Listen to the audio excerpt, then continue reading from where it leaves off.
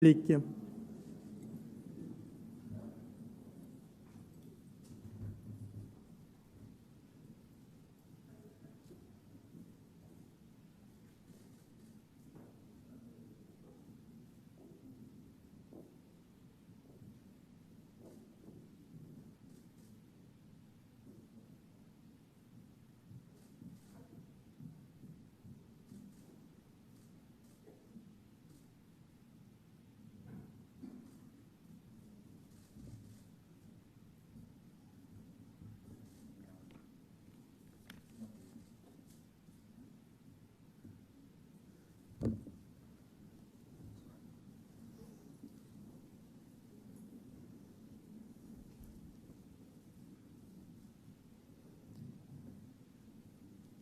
Monsieur le Président de la République, Mesdames, Messieurs les parlementaires, anciens harkis, anciens membres des formations supplétives, Mesdames, Messieurs,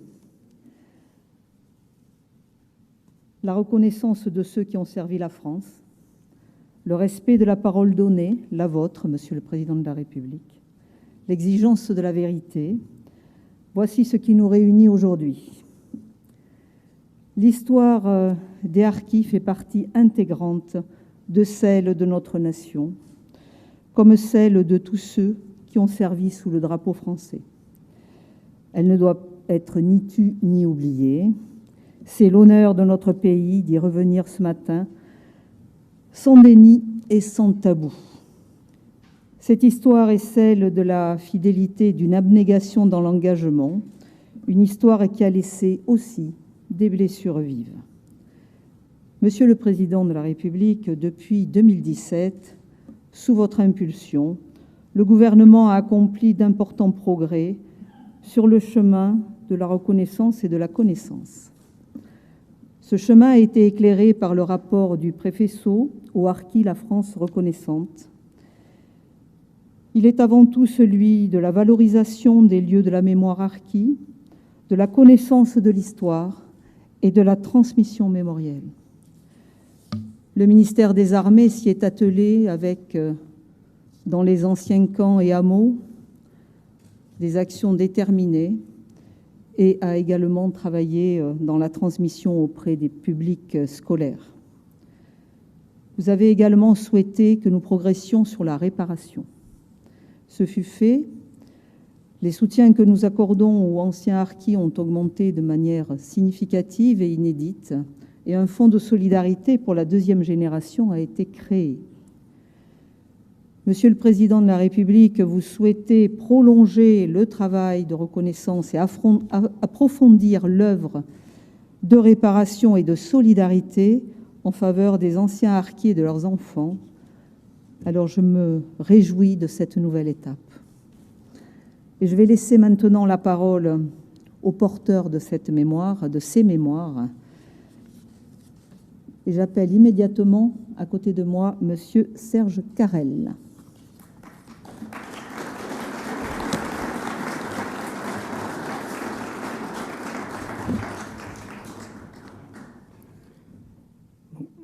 Merci, Monsieur le Président de la République et Madame la Ministre, de me donner la parole. Monsieur le Président de la République, Madame la Ministre déléguée auprès de la Ministre des Armées, Monsieur le Grand Chancelier, Madame la Directrice Générale de l'ONAC, Mesdames et Messieurs les parlementaires, Mesdames et Messieurs, l'abandon des supplétifs de l'armée française en Algérie, le drame harki. La France avait promis qu'aucun soldat harki ne resterait en Algérie au lendemain des accords d'Évian le 19 mars 1962.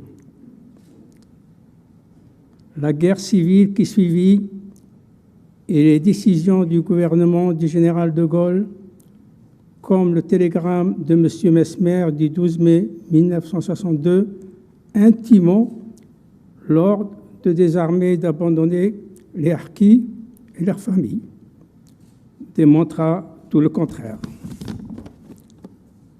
Seuls quelques gistes parmi les gistes prirent sur eux de rapatrier les harkis et leurs familles en France, où ils firent parquet dans des camps entourés de barbelés, loin des villes, pour assurer leur sécurité par des militaires. 59 ans après, les harkis demandent reconnaissance et réparation. Une reconnaissance de vérité capable d'éduquer l'esprit de l'opinion publique, tant français qu'étranger. Une reconnaissance qui passera par des historiens et des chercheurs produisant un important travail scientifique à la fois impartial dans les faits et détaché de toute considération de propagande ou de démagogie politique. Une réparation de notre pays envers ses anciens combattants par l'expression sans cesse renouvelée, par des commémorations dignes et non par la célébration d'une date comme le 19 mars 1962, totalement mensongère quant à la fin des hostilités entre la vengeance aveugle et barbare du FLN. Une réparation de dignité de vie par des mesures permettant matériellement et moralement de se sentir valorisé et accompagné pour avoir servi loyalement et fidèlement son pays natal, la France. Nous, soldats harkis, soldats de la France, sommes pleinement reconnaissants au président de la République, M. Emmanuel Macron, de l'intérêt qu'il manifeste à nos attentes en nous recevant et en portant une très grande attention sur les mesures que nous exposons et revendiquons depuis notre exode vers la métropole. Bien des chefs d'État ont tenté d'apporter des réponses durant leur exercice au pouvoir, sans bien que cela apporte une véritable reconnaissance sur le plan historique et une réparation à la hauteur des déshonneurs et de l'indignité nationale engendrés par les décisions subies par les harkis. Mesdames et messieurs, il semble bien que la première fois,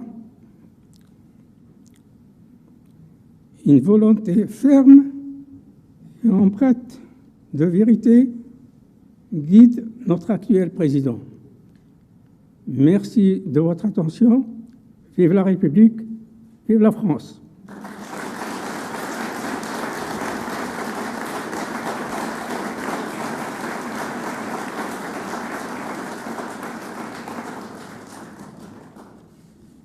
Merci, Madame la Ministre.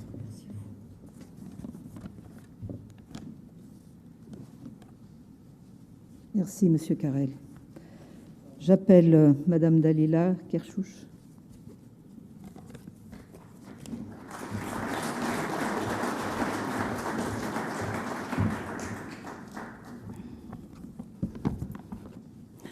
Monsieur le Président, Madame la Ministre, bonjour à tous.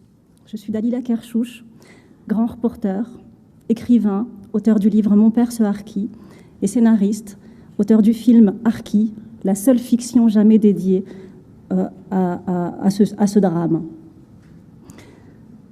Imaginez qu'à la fin d'un conflit, notre gouvernement abandonne 150 000 de nos soldats, nos pères, nos frères, qu'il les désarme et qu'il les livre à l'ennemi d'hier après les avoir déchus de leur nationalité.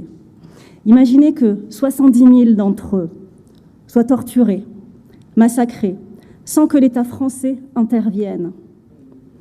Imaginez que le gouvernement ouvre d'immenses camps sur le sol français, certains aussi grands que la ville de Perpignan, pour parquer les 45 000 rescapés de ces massacres. Imaginez ensuite que certains y restent pendant plus de 25 ans avec leurs femmes et leurs enfants. Ce n'est pas une dystopie, c'est la réalité.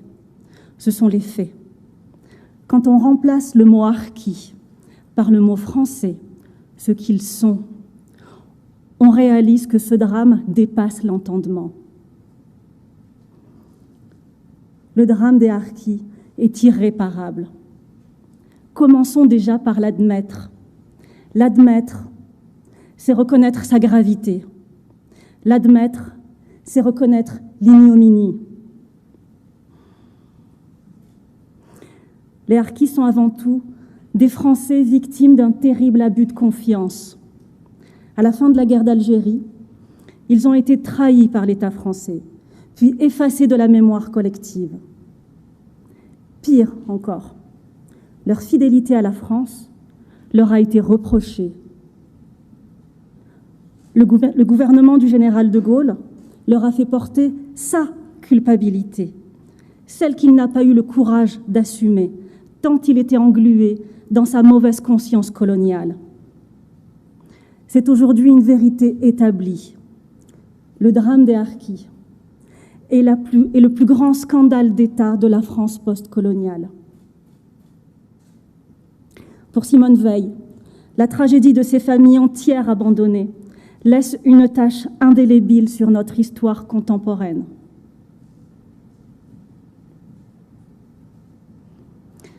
Dans ma famille, 7 de mes ancêtres directs sont morts pour la France. Et dans la grande famille des Béni-Boudouane, c'est plus d'1 millier de morts pour la France depuis 1843. Les harkis, c'est aussi et surtout plus d'1 siècle d'engagement militaire de soldats musulmans au service de la France.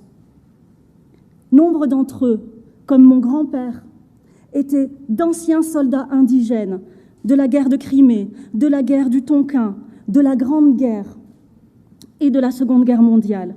Sur tous les conflits où la France était présente, nous y étions. Les harkis font partie intégrante de l'histoire de France. Et tout ça pourquoi ? Pour que ma famille se retrouve internée pendant 12 ans dans des camps, en dehors de tout cadre légal. Leur seul crime ? Avoir servi loyalement le drapeau français. Je suis née derrière les barbelés du camp de Bias, dans le Lot-et-Garonne. Et ces barbelés, je les ai toujours dans la tête. Le camp de Bias, c'était une ancienne prison, une enceinte grillagée, fermée la nuit par un haut portail cadenassé. Pour les familles de harkis, c'était le bout du bout. Il était surnommé le mouroir des harkis. 1000 familles françaises y étaient enfermées, brimées, humiliées, sous l'autorité d'un chef de camp, fonctionnaire de l'État français. 1000 familles coupées du monde et privées de leurs droits. 1000 familles plongées dans un système totalitaire. À Paris, le ministre des Rapatriés, François Missoff, nous a traités de déchets. À Bias, nous étions réduits au silence. Parler, c'était risquer les brimades et les mesures de rétorsion, c'est-à-dire l'enlèvement des enfants ou l'internement des pères à l'hôpital psychiatrique d'Agen. Alentour, personne ne soupçonnait ce qui se passait derrière ces hauts murs grillagés. Une chape de silence nous reléguait dans l'oubli, le néant, l'inhumanité. Ma famille est sortie du camp en 1974, traumatisée, marginalisée, meurtrie à jamais. Il y avait Bias, mais il y avait aussi Rivesaltes, Saint-Maurice-l'Ardoise et les 75 hameaux de forestage. Les derniers camps ont fermé à la fin des années 80. Le drame des harkis est irréparable. Rien ne me rendra mon frère, Mohamed, qui s'est suicidé à 35 ans parce qu'il a passé toute son enfance derrière les barbelés du camp de Bias. Rien ne réparera la douleur de ces milliers de familles lourdement traumatisées, dont les enfants brisés hantent aujourd'hui les couloirs des hôpitaux psychiatriques. Je vous parle des vivants, mais je voudrais aussi vous parler des morts, des bébés morts dans les camps. Depuis 10 ans, on découvre des cimetières d'enfants aux abords de certains camps.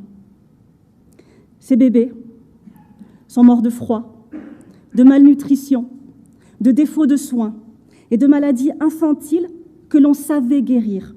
Et cela dans la France prospère des 30 Glorieuses.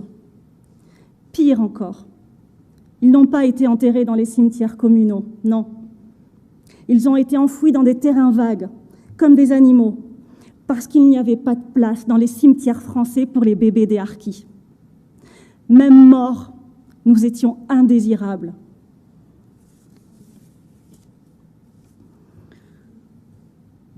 Pourquoi un tel mépris? L'analyse est glaçante.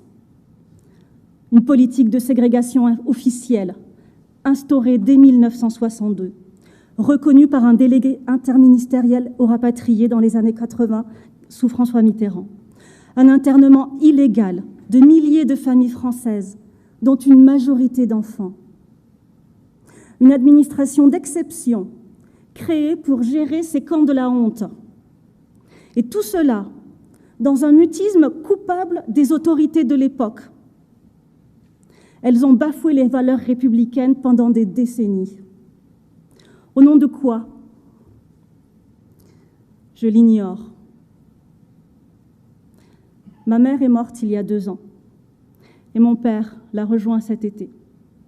Ils sont partis tous les deux, sans savoir pourquoi ils ont été enfermés si longtemps derrière des barbelés. Et quand mes enfants aujourd'hui me questionnent sur les raisons de ce drame, je ne sais pas quoi leur répondre. Jusqu'à présent, aucun président n'a donné de sens à ce crime de bureau. Aucun président n'a établi les responsabilités des donneurs d'ordre de cette mécanique effroyable. Ce drame souille notre démocratie. Le contrat de confiance entre l'État et ses citoyens a été rompu. La nation, aujourd'hui, doit aux Français un examen de conscience sincère, authentique, exigeant et approfondi sur le drame des harkis. Car il y a une faute morale. Par son ampleur et sa longévité, ce drame touche à l'honneur de la France. Voilà pourquoi je demande la création d'une commission justice et vérité pour la reconnaissance et la réparation du drame des harkis. Le drame des harkis est irréparable, mais nous devons l'assumer pour réparer les vivants.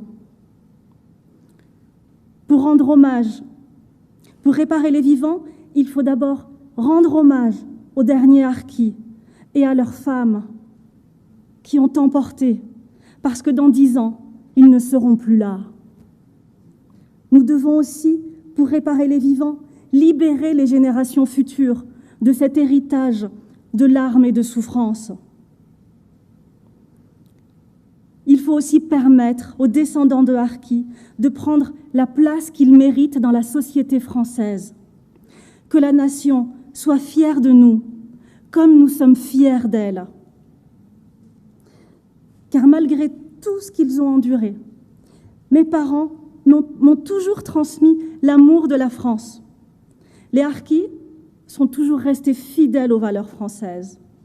Transmettre leur histoire, c'est transmettre une immense leçon de citoyenneté, de dignité et de résilience pour toute notre société.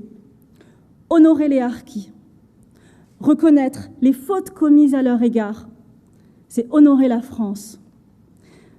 Comme mes ancêtres, fille de harkis, je choisis la France qui se grandit à assumer son passé. Je vous remercie.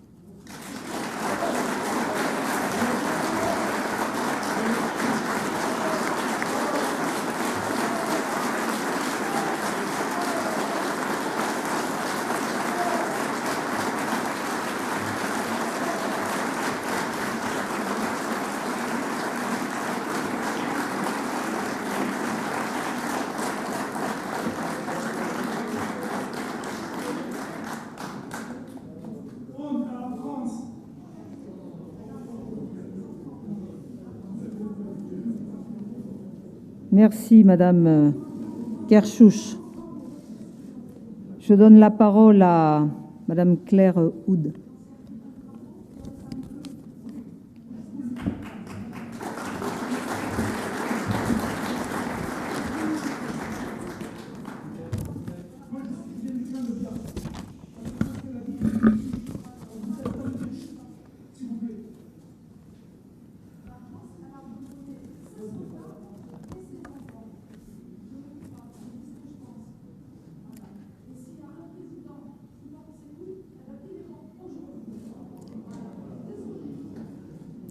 Monsieur le Président, mes chers amis, Madame la Ministre, merci de nous recevoir ici, dans la Maison de la République, la maison de tous les Français, que nos parents, nos grands-parents et nous-mêmes sommes et n'avons cessé d'être. Je souhaiterais saisir cette occasion pour honorer en ce lieu la mémoire de tous nos harkis disparus, qui ont essayé de s'organiser au moyen d'associations nécessairement nombreuses, tant les dommages sont grands, pour que histoire et justice riment. Ils sont partis trop tôt, sans voir ce jour qui nous réunit sous les auspices du premier magistrat de France que vous êtes, Monsieur le Président de la République. J'ai notamment une pensée particulière pour notre ami Feu Abdelkrim Klech, qui a milité sans relâche au détriment de sa santé et de sa vie pour qu'une juste loi de reconnaissance et de réparation du préjudice subi par les harkis puisse voir le jour. Nous lui devons aujourd'hui notre gratitude, car il n'est de justice sans mémoire.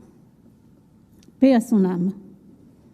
Monsieur le Président, comme sur bien des sujets qui préoccupent les Français, sur celui des harkis et de leurs préjudices, vous avez pris le temps de la concertation, rencontré des harkis de toute la France et même d'outre-mer, leurs épouses, veuves, divorcées, leurs enfants et petits-enfants. Vous avez beaucoup écouté, avec l'empathie que je vous connais, et la détermination qui est la vôtre de regarder en face cette histoire, encore peu connue, trop peu connue de nos concitoyens. Histoire compliquée tant elle ravive les blessures du côté de chaque rive de la Méditerranée. Serge et Dalila, mes amis, se sont exprimés avec éloquence et émotion. Notre histoire commune, ses stigmates et la nécessité d'une loi de reconnaissance dont nous parlera Monde, de reconnaissance et de réparation, pour que l'avenir soit à l'auteur de cette reconnaissance. L'avenir, c'est notre jeunesse, nos enfants. Comment expliquer à mon enfant que 60 ans plus tard, le mot harki, devenu une injure qu'on ne punit pas assez, n'est pas un héritage dont il faut avoir honte? Au-delà de l'enfermement arbitraire qu'ils ont subi après leur rapatriement, souvent in extremis d'Algérie, affaiblis par la guerre et ses horreurs, par le déracinement et la culpabilité de l'abandon de leur famille restée cachée ou finalement massacrée en Algérie, nos parents ont vu leurs enfants naître et grandir derrière des barbelés, sur une terre dont ils ne connaissaient ni le climat, ni les codes, ni la loi. Ils ont essayé de faire de leur mieux en envoyant leurs enfants à l'école de la République, quand ces derniers y avaient accès. Leurs espoirs ont été souvent déçus. En effet, ils ont regardé impuissants et démunis leurs enfants se débattre face à l'isolement intellectuel, n'étant pas à même de les aider eux-mêmes. Plus tard, ils les verront se cogner une fois sur le marché du travail à de nombreuses portes fermées par la discrimination, le racisme, le plafond de verre. Une double peine pour eux, une perte de chance certaine pour leurs enfants.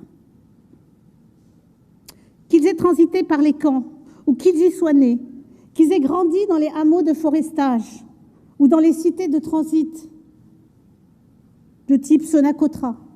Les enfants, ces enfants, à de rares exceptions près, constituent pour la majeure partie d'entre eux la génération sacrifiée, allant d'échec en échec, entre drogue, prison, hôpital psychiatrique et suicide. Ils ne s'en sont pas sortis. Chaque famille de harkis dans cette salle reconnaîtra l'un des siens dans ce triste tableau. Il faut dire ces mots, il ne faut plus les taire. D'autres, à force de résilience et de courage, l'inné prenant le pas sur l'acquis, ont pu montrer le chemin à leurs cadets en réussissant leurs études, seul biais d'intégration, croyaient-ils. Mais là encore, Monsieur le Président, la France n'a pas su tirer parti de cette jeunesse française, résiliente et courageuse, pour bâtir son modèle d'intégration, en positionnant notamment ses réussites bilingues pour la plupart dans les corps diplomatiques, dans la sécurité, dans l'éducation nationale, dans le commerce international. Elle n'a pas su ériger en modèle d'intégration pour toutes les générations à venir, quelle qu'en soit l'origine, cette jeunesse qui n'aspirait qu'à contribuer à la richesse et au rayonnement de la France, en France et à l'étranger. N'est-il pas temps d'en finir avec ces rendez-vous ratés de la nation, Monsieur le Président? Une loi de réparation, au-delà de consacrer les manquements commis par la France à l'endroit des harkis et le préjudice qui en découla, doit également être un message d'espoir adressé à nos enfants et aux générations à venir, d'où qu'elles viennent, car les peuples qui ignorent leur histoire sont condamnés à la revivre, disait Unamuno. Je pense aujourd'hui à nos parents disparus, nos pères, ces harkis modestes et courageux, nos mères, ces épouses silencieuses et résilientes, et où qu'ils soient, particulièrement à mon père, ce militant de la justice pour les harkis, droit et fier. Je dis, papa, les lettres au président de la République que tu me dictais lorsque j'étais enfant semblent enfin être arrivées à bon port. Une réponse ne devrait plus se faire tarder. Ne devrait plus se faire attendre. Merci.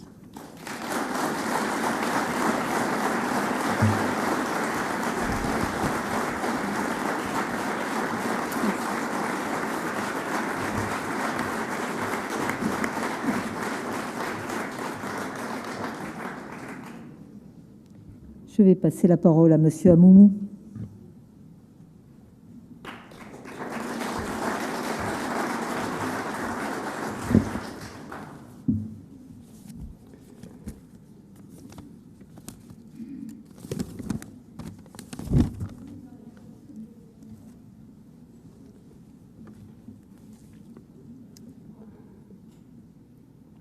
Monsieur le Président, Madame la Ministre, Mesdames et Messieurs les parlementaires, Mesdames et Messieurs les officiers en vos grades et qualités, chers présidents d'associations, chers amis, je vais être plus bref puisqu'un certain nombre de choses ont déjà été dites et je ne vais pas vous les redire. Mais je voudrais tout d'abord, même si certains l'ont déjà fait, remercier Monsieur le Président de l'honneur que vous faites à ma communauté de destin, pour reprendre le joli terme de Dominique Schnapper, en recevant vous-même, Président de la République en exercice, à l'Élysée, dans ce lieu si symbolique de notre République, de nombreuses personnes qui se sont battues pour cette histoire, pour la vérité, pour l'honneur des harkis. Et j'ai, comme l'a dit Assadid, une pensée pour toutes celles et tous ceux qui sont morts avant de pouvoir vivre ce moment fort, de Mohamed Laradji à Abdelkrim, passant par M. Benkouda, Boussad, et bien d'autres. Il ne faut pas commencer à citer parce qu'évidemment on en oublie, mais on pense tous à eux. Ils sont tous là aujourd'hui. Alors le 10 mai dernier, suite à ma demande, vous nous avez fait l'honneur, Monsieur le Président, de nous recevoir à l'Élysée tous les quatre. Vous nous avez écoutés longuement, avec une grande attention. Je vous avais exposé les attentes des adhérents de l'association qui, je crois, regroupe les préoccupations de beaucoup présents ici. Et le week-end dernier, c'est 150 personnes réunies en convention, représentant une quarantaine d'associations, qui ont approuvé à l'unanimité les conclusions d'une convention que je vais vous résumer. Tout d'abord, deux constats. Depuis 20 ans, tous les présidents de la République ont reconnu la réalité de l'abandon des harkis en 1962, comme l'ont évoqué Serge et Dalila. Certains sont allés plus loin, reconnaissant la responsabilité des gouvernants de l'époque. Mais le deuxième constat est qu'aucun de ces présidents ne l'a reconnu par une loi. Jacques Chirac, le président Jacques Chirac, le 25 septembre 2001, c'était la première journée d'hommage aux harkis, déclarait, je cite, « Les massacres commis en 1962, frappant les militaires comme les civils, les femmes comme les enfants, laisseront pour toujours l'empreinte irréparable de la barbarie. Ils doivent être reconnus. La France, en quittant le sol algérien, n'a pas pu les empêcher. Elle n'a pas su sauver ses enfants. » Fin de citation. On pourrait discuter sur « elle n'a pas pu les empêcher ». L'armée française était sur place. Je crois qu'elle aurait pu les empêcher, mais des ordres ont été donnés de non-intervention. En avril 2012, avant les élections, Nicolas Sarkozy a déclaré au camp de Rivesaltes, je cite, « La France se devait de protéger les harkis. Elle ne l'a pas fait. La France porte cette responsabilité devant l'histoire. » C'est donc, Monsieur le Président, devant l'histoire que vous allez peut-être prendre une décision. Plus récemment, votre prédécesseur, François Hollande, le 25 septembre 2016, a déclaré « Je reconnais les responsabilités des gouvernements français dans l'accueil, dans les conditions d'accueil inhumaines des familles transférées dans les camps en France. Telle est la position de la France. » Alors certains se disent, mais après toutes ces déclarations, ces reconnaissances par des présidents de la République, pourquoi demander une reconnaissance par une loi? Eh bien, au moins pour 5 raisons.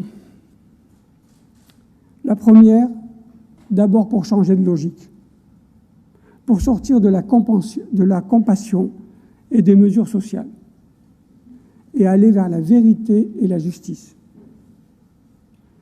Deuxièmement, parce qu'une loi votée par les représentants de la nation sera un hommage de toute la nation. Troisièmement, parce que cette loi, en reconnaissant les responsabilités de l'État vis-à-vis des harkis, au sens générique du terme, qui englobe aussi les familles de Bachaga, de fonctionnaires, de militaires de carrière, d'élus qui avaient continué à servir la France et qui, pour ça, ont été menacés. Eh bien, vis-à-vis de ces harkis, au sens générique du terme, cette loi engagera le droit à réparation, l'évaluation des préjudices. Il faut reconnaître par la loi qu'il y a eu des ordres d'abandon. Plus personne ne les conteste. Serge a cité tout à l'heure les télégrammes du 12 mai et du 16 mai, respectivement de Pierre Mesmer et de Louis Jox, qui demandaient tout simplement à ce qu'on ne rapatrie pas les harkis, en tout cas pas tous les harkis.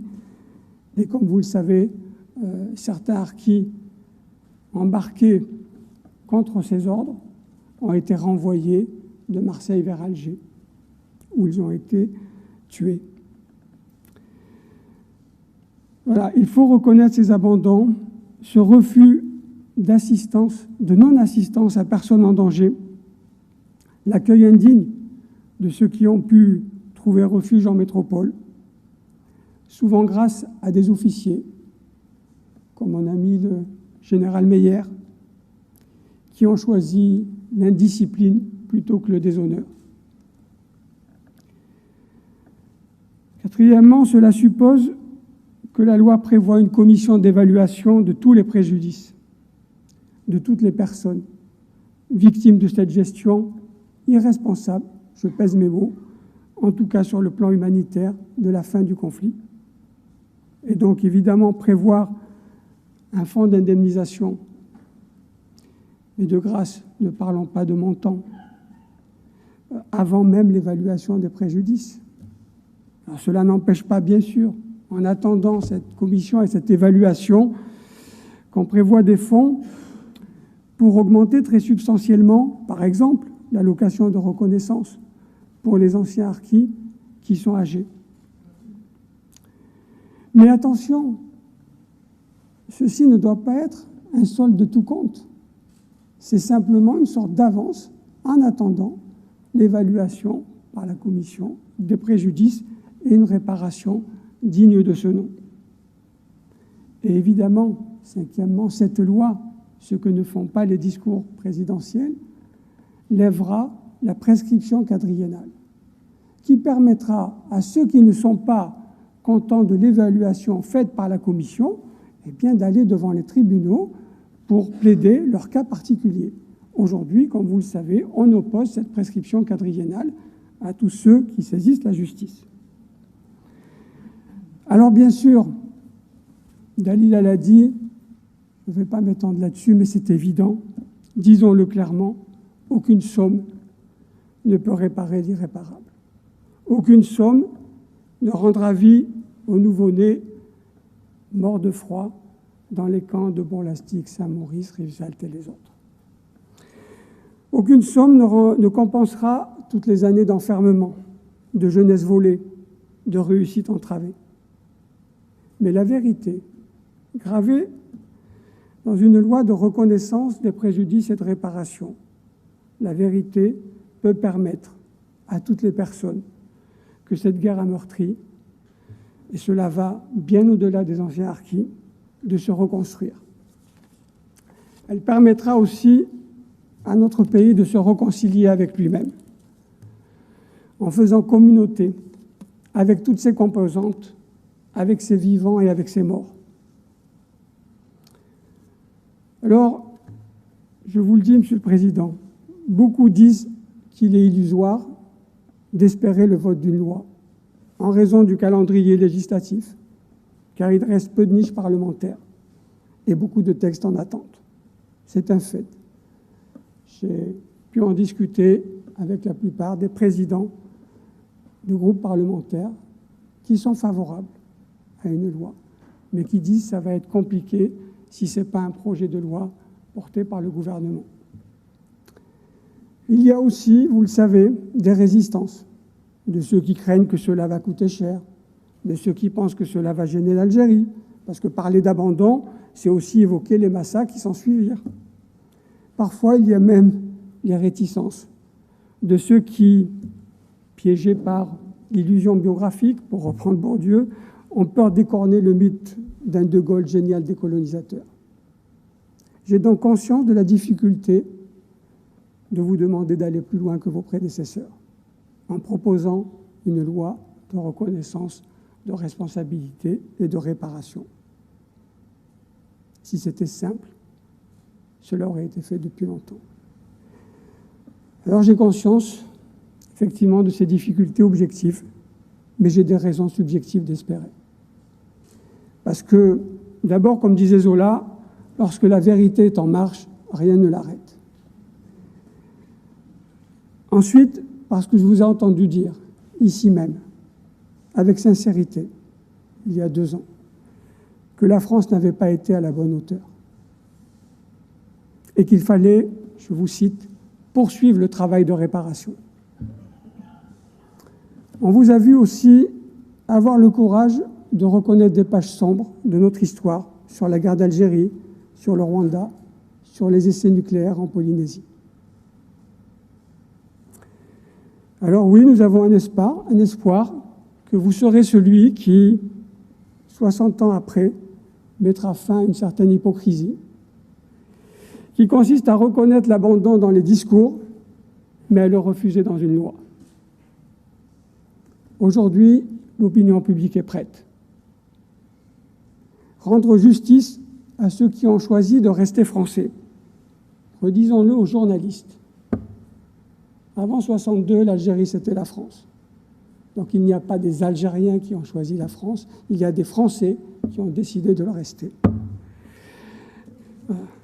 Alors, rendre justice à ceux qui ont choisi de rester français au péril de leur vie ne peut être que bien accueilli par la majorité des Français, dont beaucoup ont parfois le sentiment qu'on traite mieux ceux qui brûlent notre drapeau que ceux qui se sont sacrifiés pour lui. Les parlementaires sont prêts à transcender les clivages partisans, comprenant qu'il s'agit d'une question de justice et d'honneur qui doit dépasser les polémiques politiques ou historiques. Cette loi traduirait donc la capacité de notre nation à regarder toute son histoire, ses pages glorieuses comme ses pages sombres. Pour terminer, je note qu'en 1993 déjà, il y a un quart de siècle, Dominique Schnapper, qui regrette de ne pouvoir être là, la fille de l'illustre Raymond Aron, dans la préface à un livre que vous connaissez, a écrit « L'épisode des harkis constitue une des pages honteuses de l'histoire de France, comme l'ont été l'instauration du statut des Juifs ou la rafle du Veldiv. Les fautes refoulées et les mensonges empoisonnent la vie publique dans une démocratie. Ce que les Juifs ont demandé, les enfants de harkis pourraient aussi le demander, au nom de leur père silencieux, qui ignorait la langue des médias, et au nom de la vérité. Le temps presse, les survivants vieillissent et vont bientôt mourir. C'était en 1993. Donc aujourd'hui, le temps presse encore plus, Monsieur le Président. Alors oui, je vous demande, Monsieur le Président, de proposer très vite un projet de loi de reconnaissance du manquement de la France à ses responsabilités et d'engager une procédure de réparation, au nom de la vérité, de la justice et des valeurs de notre République. Merci.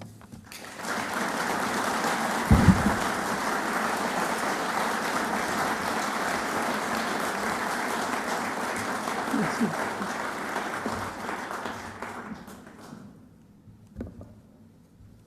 Merci, Monsieur le Président de la République.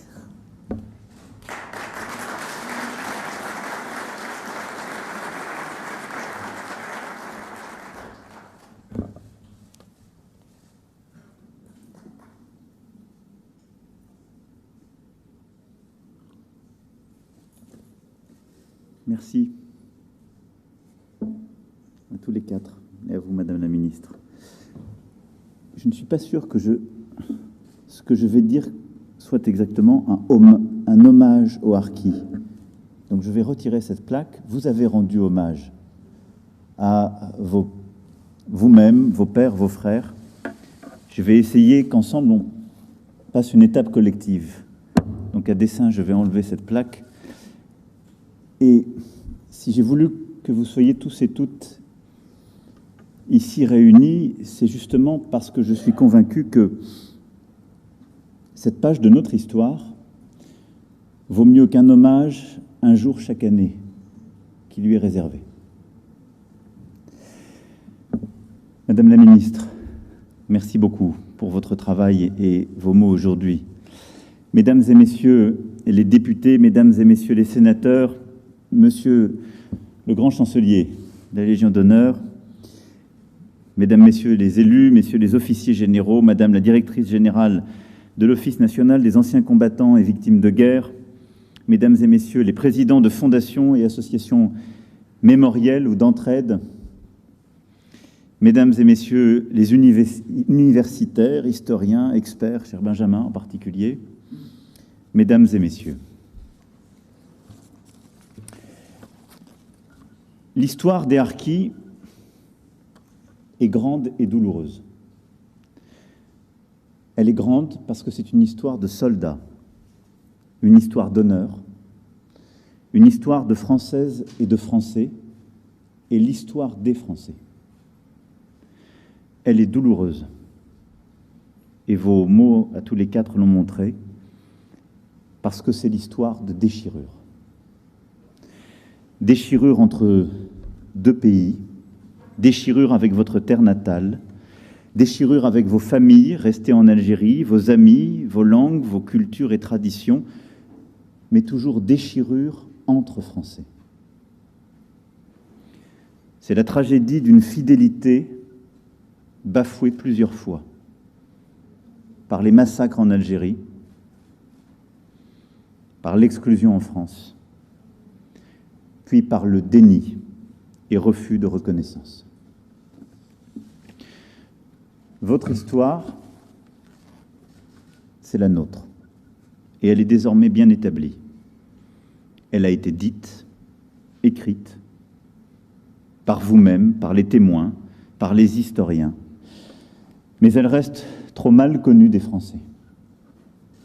C'est pourquoi j'ai fixé ce rendez-vous. Ça n'est pas un rendez-vous avec les harkis. C'est un rendez-vous avec la vérité, avec la France, avec une part de nous.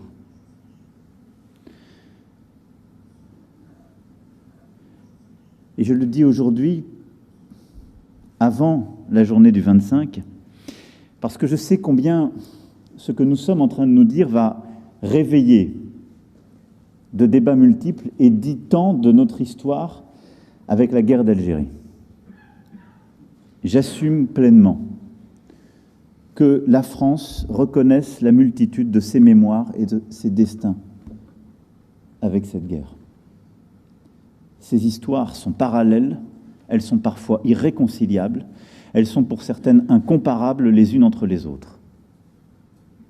Mais il nous faut les assumer tous et reconnaître chacune pour pouvoir avancer et vivre ensemble. Je ne jugerai pas devant vous aujourd'hui le choix des dirigeants d'alors. Ça n'est pas le rôle d'un président de la République. C'est le rôle des historiens. Et c'est leur rôle de pouvoir le faire librement. Et je ne sais pas dire ce que j'aurais fait à leur place. Cette guerre d'indépendance pour les uns, civile pour les autres, a bousculé en profondeur notre pays et tant de générations. Et il s'est passé alors, entre Françaises et Français, ce décret entre Athènes et Sparte, celui du silence et du devoir d'oubli, pour pouvoir simplement continuer de vivre ensemble, ne plus dire, refuser de se souvenir, d'ouvrir chaque sujet. Et vos histoires que vous avez rappelées, et vos colères qui s'expriment et continuent de s'exprimer, disent combien ces moments, aujourd'hui, nous devons avoir le courage de les rouvrir, de dire et d'assumer. Mais sans que cela enlève quoi que ce soit aux autres mémoires, et sans que cela nous conduise à devoir comparer les destins ou avoir un système d'équivalence. Mais chacun doit maintenant savoir s'écouter, reconnaître et donner une place, la place qui lui revient à chaque mémoire dans la vie de notre nation. Vos aïeux avaient servi la France pendant la Première Guerre mondiale. Vos grands-pères et vos pères l'avaient servi pendant la Seconde. Vous, ici, parmi nous, cher Serge, ou vos pères, l'ont servi durant la guerre d'Algérie. Et quelles que soient les raisons de leur engagement sous notre drapeau, les harkis ont prêté leur force, ont versé leur sang, ont donné leur vie pour la France. Entre 1914 et 1918, 39 et 45, 54 et 62. Ils furent près de 200 000 à porter nos couleurs. Ils étaient interprètes, éclaireurs, pisteurs, guerriers. Montaient la garde, tenaient des positions, sécurisaient des points stratégiques, parfois des villages entiers ou des espaces immenses. Ils combattaient.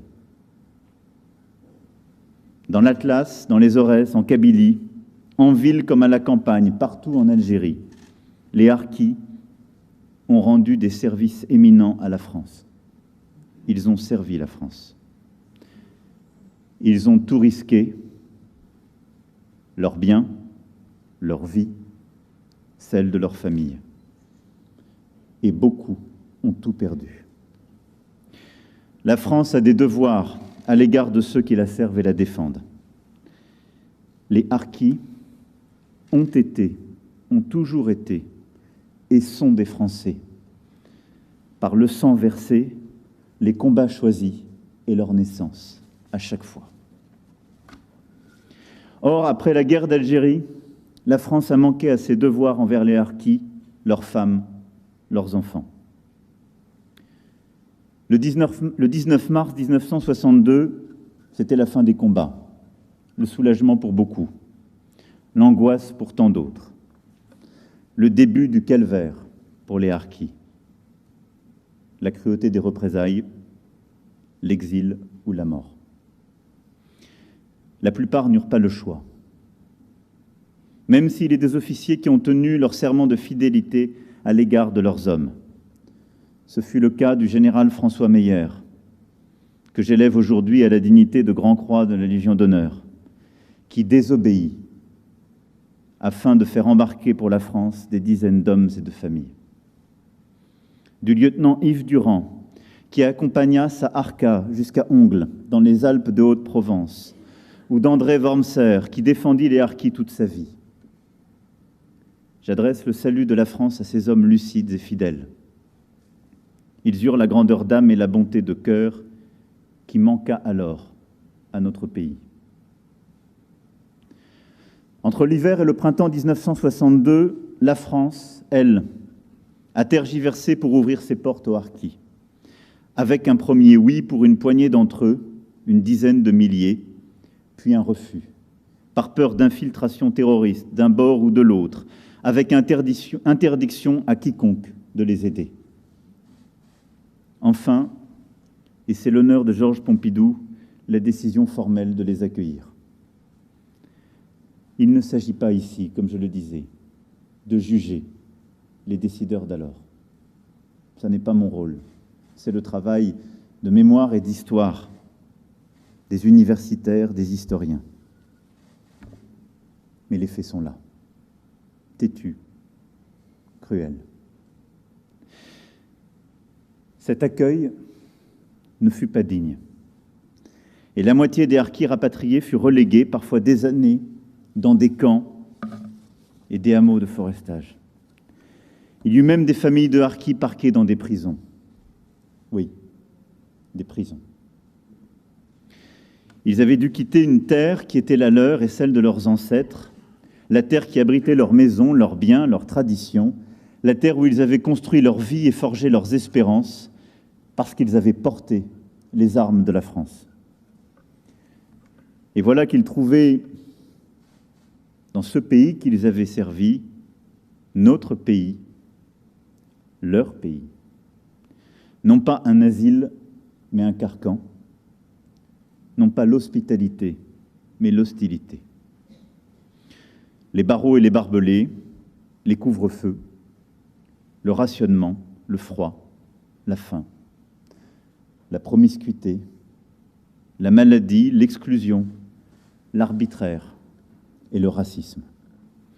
Au mépris de toutes les valeurs qui fondent la France, au mépris du droit, au mépris de toute justice. Les portes de l'école de la République fermées à leurs enfants, à vos enfants, à vous, au mépris de l'avenir. Ce dont je parle étaient les années 1960 et 1970, et c'était en France. Ce fut le terrible sort des harkis, exclus, assujettis, empêchés, Français toujours, bannis de leur sol natal, bafoués sur leur sol d'accueil. Pour vous et pour vos familles, ce fut un abandon. Un abandon de la République française reconnu depuis 2001, vous l'avez rappelé, à l'instant, et jusqu'aux responsabilités reconnues en septembre 2016. Tous mes prédécesseurs se sont exprimés depuis 2001 sur ce sujet. Mais je vous le dis, pour la France des Lumières et des droits de l'homme, ce fut pire.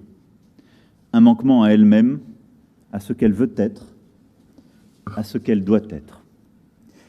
Oui, en privant les anciens combattants, leurs femmes, leurs enfants de leur liberté fondamentale, en n'offrant pas à leurs enfants la même éducation qu'à tous les jeunes Français, en ne voulant pas reconnaître, malgré vos combats, malgré le travail d'histoire et tant de lettres dictées, la France leur a lâché la main et leur a tourné le dos. Face à ceux qui l'avaient loyalement servi, notre pays n'a été fidèle ni à son histoire, ni à ses valeurs. C'est pourquoi aujourd'hui, au nom de la France, je dis aux harkis et à leurs enfants à voix haute et solennelle que la République a alors contracté à leur égard une dette. Aux combattants, je veux dire notre reconnaissance. Nous n'oublierons pas. Aux combattants abandonnés, à leurs familles qui ont subi les camps, la prison, le déni, je demande pardon. Nous n'oublierons pas. Depuis, la République s'est ressaisie. Elle a reconnu les sacrifices consentis et les souffrances infligées. Le temps des non-dits, le temps du déni était révolu. La France s'est engagée aux côtés des harkis sur la voie de la vérité et de la justice. Elle a agi, voté des lois, aidé, soutenu, entamé un travail de mémoire que nous avons intensifié ces dernières années. Elle honore les harkis et leurs enfants, leur histoire, leur résilience, leur combat. Et aujourd'hui encore, je remettrai dans quelques instants les insignes de nos ordres nationaux, de la Légion d'honneur et du mérite, à M. Salah Abdelkrim, qui a versé son sang pour la France et qui a été cité 2 fois au combat, à Mme Bornia Taral, fille de harki, qui s'est engagée sans relâche pour la diversité, l'égalité des chances et l'identité. Et il s'agit désormais de réparer autant qu'il est possible ces déchirures de l'histoire que vous portez dans votre chair. Le souvenir des harkis, l'honneur des harkis doit être gravé dans la mémoire nationale. Cette histoire, nous la racontons, nous l'enseignons, et nous continuerons d'en panser les plaies tant qu'elles ne seront pas refermées par des paroles de vérité, des gestes de mémoire et des actes de justice. C'est pourquoi le gouvernement portera avant la fin de l'année un projet visant à inscrire dans le marbre de nos lois la reconnaissance et la réparation à l'égard des harkis. Je m'y engage.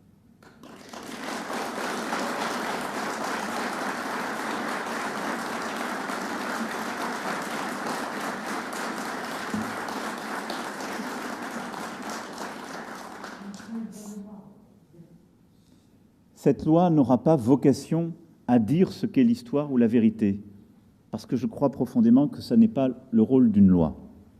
C'est le travail des historiens, une fois encore. Je vous entends depuis tout à l'heure, madame, parler à voix haute, y compris quand celles et ceux qui défendent vos causes sont là. Et c'est pour cela aussi, je sais que les colères sont irréconciliables, mais si vous m'autorisez,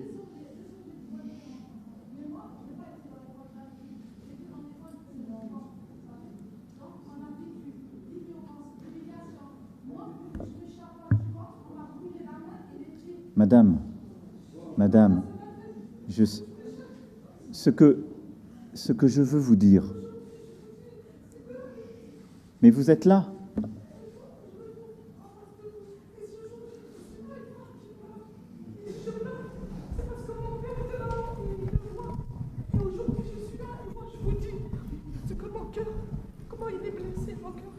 Mais je le sais. Il n'y a pas que mon cœur, parce qu'il y a le cœur de tout le monde, et de ceux qui sont morts, de ceux qui sont suicidés. Mais ce dont nous parlons aujourd'hui... On est ici comme des mendiants, en train de... La marre d'être insulté aussi. Non. La marre d'être insulté. Vous, aujourd'hui, vous nous dites... Je vous connais. Mais moi, je vous connais. Je vous ai préparé un courrier aussi. Mais dans ce que vous exprimez, madame, ce qu'exprime Vous avez fait des monsieur... promesses, monsieur Macron. Vous m'avez fait des promesses. Oui, vous mais je ne fais pas des promesses, non. monsieur Macron. Je ne fais pas de promesses en l'air, mais il y a quelque chose. Je vais aller voir les journalistes, je vais lire les... Non, monsieur... Monsieur Macron, Monsieur vous m'avez fait Gaffry. des promesses. Mais... Si vous permettez une seconde... Mais venez. Mais vous voyez, juste, il y a quelque chose. Non, mais asseyez-vous. Asseyez-vous. Ce que je voudrais vous faire comprendre, c'est que, y compris entre vous, ce que vous avez... Mais je sais... Dans le vent, dans la tempête, est-ce qu'il y a une reconnaissance pour moi? Je suis une marguerite dans les champs, abandonnée. Vous êtes là, madame, et je suis là devant vous. Mais ce que je voudrais vous faire... Ce que je voudrais... On m'a jamais donné quoi que ce soit. Mais ce que je voudrais vous faire comprendre, à vous, parce que je vous entends depuis tout à l'heure, madame, vous vous exprimez à chaque fois que l'un de vos collègues s'exprime, vous n'écoutez pas tellement et vous dites votre colère. Et je vous connais aussi, vous faites pareil. Mais oui, mais je peux. Ce qu'il y a, Serge, assieds-toi. Je vais finir. Mais je le fais avec beaucoup d'affection et de respect. Mais ce que je voudrais vous dire, c'est qu'il y a... Continuez, monsieur le Président.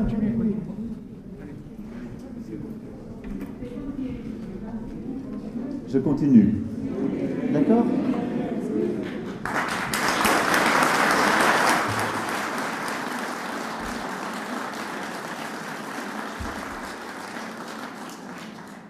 Ce qui s'est passé et que nous décrivons depuis tout à l'heure, qui a été dit, que j'essaie d'exprimer avec les mots qui sont les miens, c'est la singularité de ce que vous avez vécu dans l'histoire de France et de la République. Mais cette singularité, elle a été aussi marquée par des divisions profondes. Et le fait, ça m'a frappé à chaque fois que je suis allé au contact de vous sur le terrain. Le fait que vous ne vous reconnaissez pas les uns les autres dans vos combats.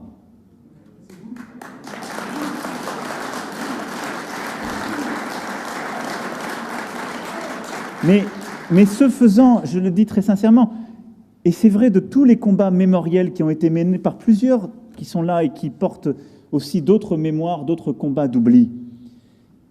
Chaque histoire est singulière. Ce que vous décrivez, madame, et qui est bouleversant, est singulier. Mais est-ce plus respectable? Non, mais est-ce plus respectable, plus important, plus fort, plus juste que la douleur de votre voisin de devant ou que celle de Serge Carrel qui s'est battu, a été abandonné sur le terrain que d'autres, pour justifier de crier plus fort? Pas forcément. Votre force est aussi dans le respect des mémoires des uns des autres. Et donc, ce que je voudrais vous faire aussi toucher du doigt, c'est qu'il y a quelque chose d'épuisant pour certains qui mènent vos propres combats et vous défendent, de considérer que plus fort que la reconnaissance ou le chemin que nous faisons ensemble, et qui ne répare pas ce qui s'est passé, qui ne pourra pas le réparer, il y a aussi la capacité, à un moment donné, d'essayer d'accepter collectivement que la colère se projette en goût de l'avenir.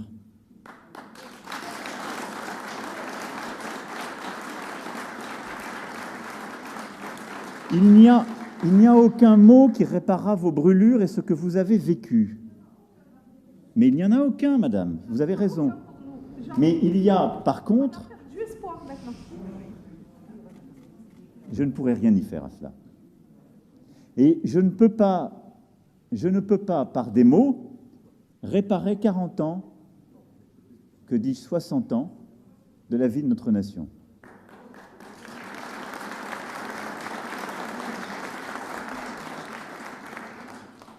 Mais nous devons tous ensemble faire ce chemin, de là où nous sommes, avec les injustices subies, pour essayer de réconcilier et d'avancer. Et donc, pour poursuivre, je disais que nous porterons, le gouvernement portera, et Madame la Ministre en orchestrera les travaux, avec un travail, et je sais que nos députés et sénateurs qui sont ici présents y œuvreront, un texte de loi de reconnaissance et de réparation. Je le disais, ce texte n'a pas vocation à dire ce qu'est l'histoire. Ça n'est pas le travail d'un texte de loi. Cela fut parfois fait. Je pense que ça n'est pas le rôle d'une loi. Et parce que je ne veux pas non plus qu'on rentre dans une concurrence mémorielle sur ce sujet. Pourquoi? Parce que je sais très bien ce que vont me dire les rapatriés, les appelés, nos militaires. Ça n'est pas une loi en quelque sorte, venir ici faire le lit de l'histoire. C'est pas vrai. C'est pas ça le rôle d'une loi. Ce qui est vrai, c'est qu'il y a une singularité pour ce qui est des harkis. C'est l'abandon militaire et c'est ensuite l'abandon et la maltraitance des familles sur notre sol. Ça, c'est une spécificité.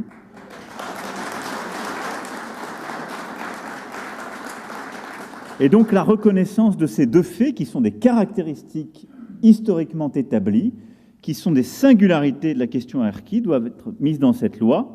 Et cette loi aura vocation, c'est son objet principal, et c'est ce qui justifie un texte de loi, à mettre en place une commission nationale adossée au service de l'Office national des anciens combattants et victimes de guerre et qui supervisera le processus de recueil de leurs témoignages et de réparation.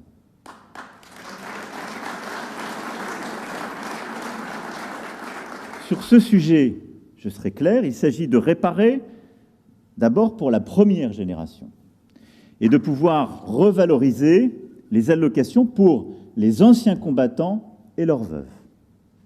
C'est un devoir. Pourquoi? Parce que là aussi, ils furent moins bien traités que les autres. Et c'est un fait établi.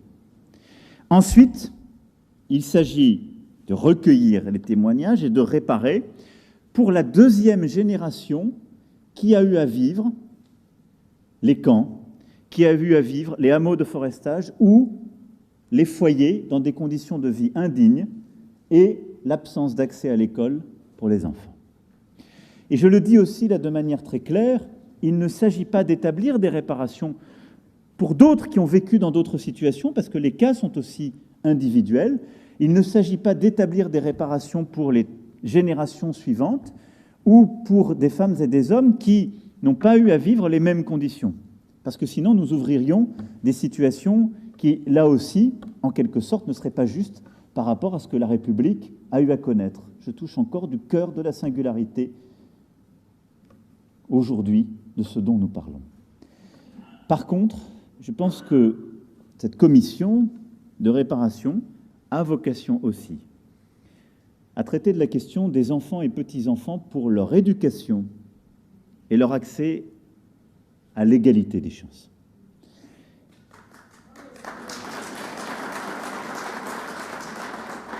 Vous l'avez dit, aucune réparation pécuniaire ne réparera ce qui s'est passé. Il y a des réparations à établir, parce qu'en l'espèce, il s'agit de la République française. C'est aussi une des singularités de la question harki. Ça n'est pas une parenthèse de notre histoire. C'est la République qui a fait tout ça, jusqu'à récemment. Et donc, elle doit en assumer les conditions de réparation pour celles et ceux qui ont eu à le connaître. Mais nous devons aussi accompagner dans la formation des enfants et des petits-enfants les familles qui le souhaitent et aux côtés desquelles nous devons nous trouver. C'est l'honneur des harkis que de s'être battus pour la France et de s'être pleinement intégrés dans la communauté nationale par le sang, par le travail, malgré les obstacles et les embûches, en lui apportant les richesses, les talents qui sont les siennes. Une harka, littéralement, c'est un groupe mobile. Le harki, littéralement, c'est celui qui avance. Aujourd'hui, Les filles et les fils de harkis sont officiers, sous-officiers, professeurs, historiens, avocats, magistrats, cadres supérieurs, journalistes, diplomates, maires, peintres, écrivains, cinéastes, artisans, commerçants. Ce sont des destins français exemplaires. Et ils sont notre fierté. Et à cet égard, que l'on m'entende bien ce matin, partout dans le pays. Quand on insulte un harki, on insulte la France.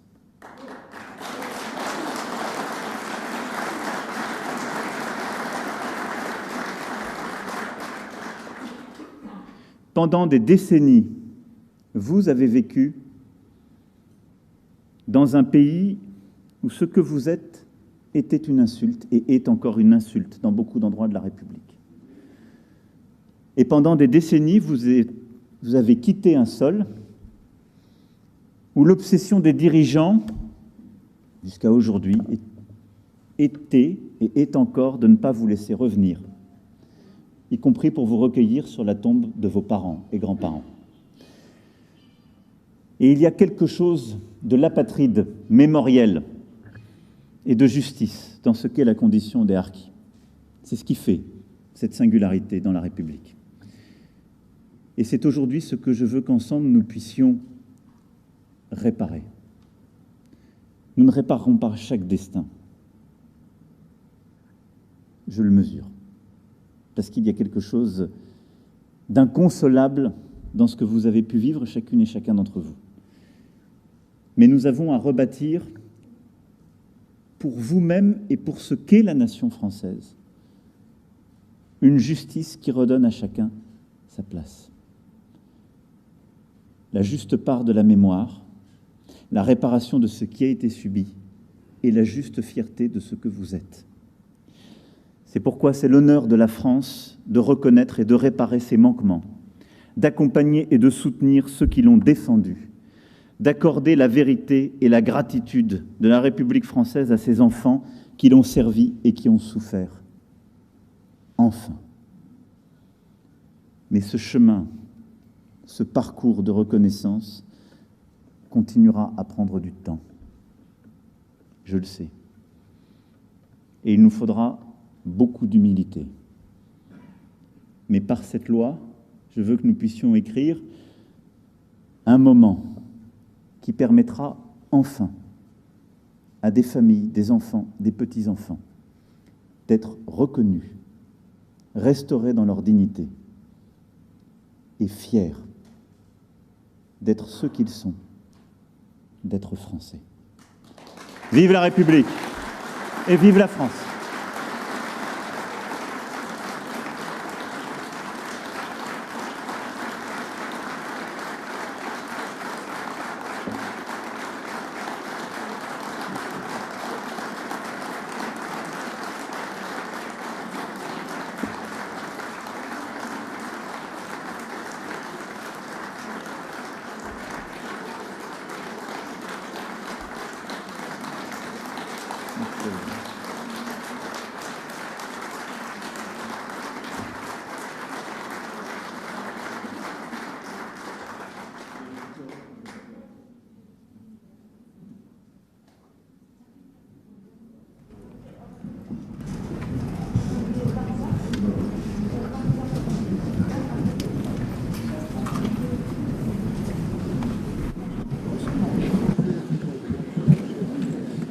Bien sûr.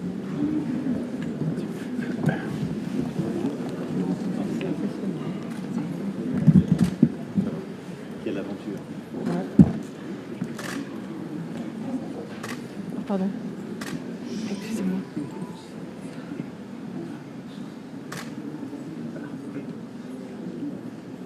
Général François Meyer, au nom de la République française, nous vous élevons à la dignité de Grand Croix de l'Ordre national du mérite. Vous avez fait honneur.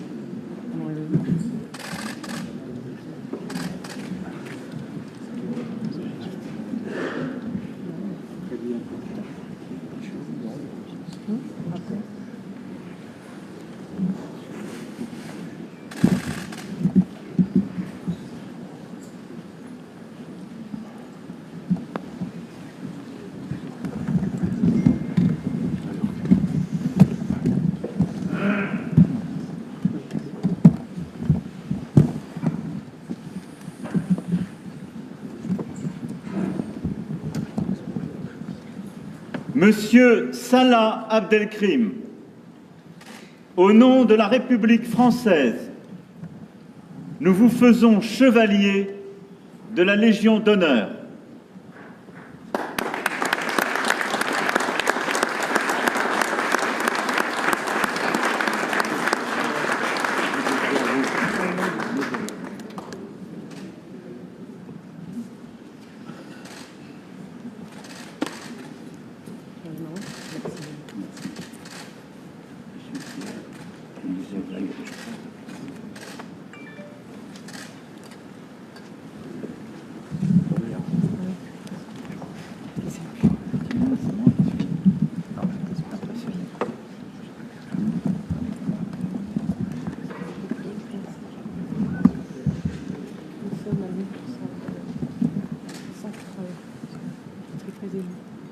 Madame Bornia Taral, au nom de la République française, nous vous faisons chevalier de l'Ordre national du mérite.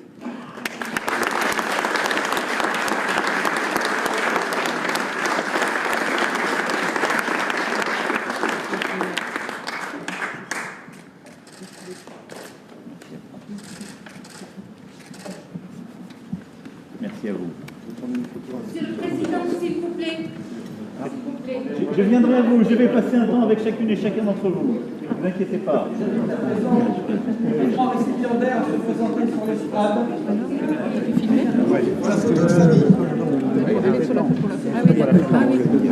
Comment? On va faire la photo de famille. Ouais. Madame Taral. Oui, je t'écoute. Vous les prenez avec le vote et vous les envoyez sur le vote.